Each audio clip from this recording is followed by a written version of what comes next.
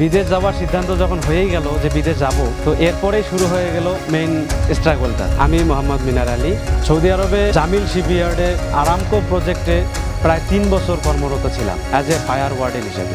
বিদেশ যাওয়ার পরে আলহামদুলিল্লাহ পরিবারের সচ্ছলতা আবার ফিরে আসে।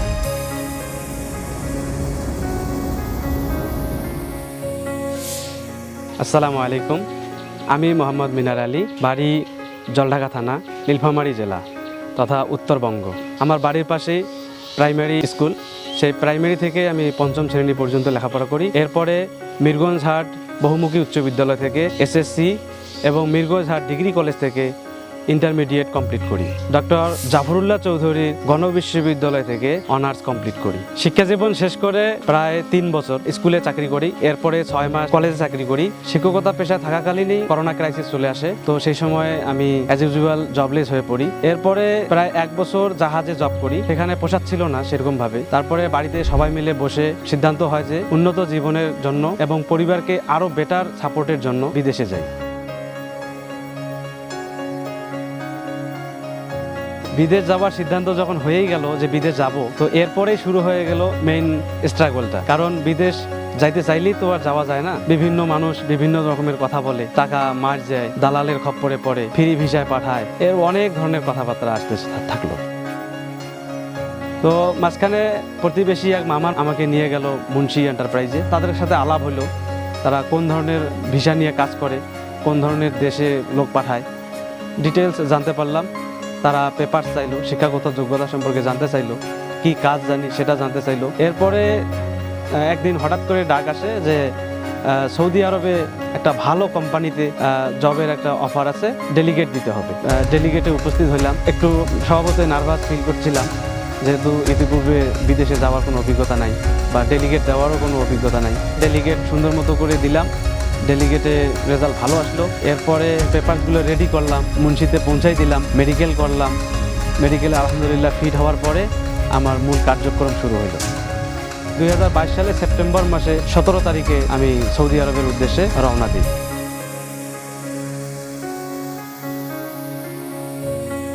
সৌদি আরবে জামিল শিপইয়ার্ডের আন্ডারে আরামকো প্রজেক্টে প্রায় 3 বছর কর্মরত ছিলাম অ্যাজ এ ফায়ার ওয়ার্ডেন হিসেবে। খুব ভালো প্রজেক্ট ছিল আলহামদুলিল্লাহ। সেখানে কাজের পরিবেশ খুবই সুন্দর ছিল এবং বেতন, অন্যান্য সুবিধা, মেডিকেল সাপোর্ট, ইন্স্যুরেন্স সুন্দর মতো সেখানে তারা প্রোভাইড করত। সেখানে থাকা অবস্থায় আলহামদুলিল্লাহ আমি ভালোই উপার্জন করেছি। জমি বন্ধক রেখে গিয়েছিলাম, সেটা সরাইতে পারছি, এবং পূর্বের কিছু জমি বন্ধক ছিল সেটা সরাইয়েছি। এবং আমার মেজো ভাই, ওকে দুবাইতে পাঠাই। ছোট ভাই ডিপ্লোমা করতেছে ঢাকায়, ওকেও সাপোর্ট করি। বিদেশ যাওয়ার পরে আলহামদুলিল্লাহ পরিবারের সচ্ছলতা আবার ফিরে আসে। আমরা বাংলাদেশ থেকে একসাথে যদিও 10 জন যাই, কিন্তু ওখানে যাওয়ার পরে প্রত্যেককে আলাদা আলাদা সেক্টরে ভাগ হয়ে যায়। একই অপরিচিত মানুষ, তার উপর আবার অনেক দূর পরিবার পরিজন, বন্ধু বান্ধব, সব পরিচিত মুখ ছেড়ে বিদেশে। তারপরে এখানে কর্মপরিবেশটা ভালো ছিল, এজন্য অ্যাডজাস্ট করতে খুব একটা ব্যাক পেতে হয় নাই। এভাবে আলহামদুলিল্লাহ সবার সাথে কিছুদিনের মধ্যেই বন্ধুত্বসুলভ সম্পর্ক হয়। খুব ভালো কাটছিল সেই সময়টা। বিদেশ থেকে ফেরার পরে পরিবারকে সময় দেওয়া হচ্ছে, পাশাপাশি আমি যেহেতু কৃষিজীবী পরিবারের মানুষ, কৃষিতেও সময় দিচ্ছি, খেতে খামারিতে সময় দিচ্ছি, পরিবারকে সময় দিচ্ছি, বাচ্চা কাচ্চাদের সময় দিচ্ছি। পাশাপাশি আমার চাচার হার্ডওয়্যার ব্যবসা আছে, সেখানেও মাঝে মধ্যে বসি এবং কিছুটা সমাজসেবামূলক কাজের সাথে জড়িত আছি।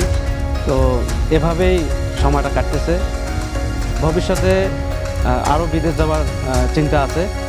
মুন্সির মাধ্যমে হলে তো ভালোই হয়, কারণ প্রথমবার যেহেতু আমি মুন্সির মাধ্যমেই বিদেশে যাই, মুন্সি সম্পর্কে আমার জানাশোনা আছে। যারা বিদেশে যাইতে চায় তাদের উদ্দেশ্যে আমি বলবো, অবশ্যই নিজেকে টেকনিক্যাল ট্রেডে কোর্স করে হোক, কাজ করে হোক, অভিজ্ঞতা নিয়ে নিজেকে যোগ্য প্রমাণ করে তারপরে যেন বিদেশে যায়।